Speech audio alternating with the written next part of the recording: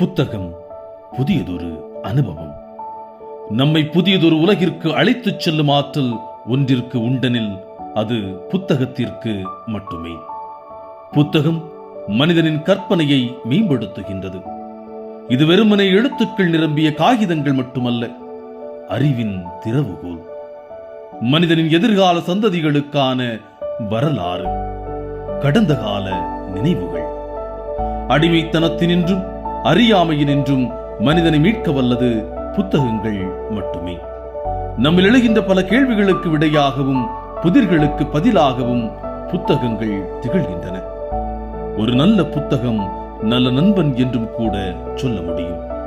சிந்தனைக்கு விருந்தளிக்கும் புத்தகங்களை நம் விருப்பத் தேடலாக அமைத்துக் கொள்வோம். புத்தகங்களை வாசிப்போம், புத்தகங்களை நேசிப்போம். அன்புடன் வணக்கம்.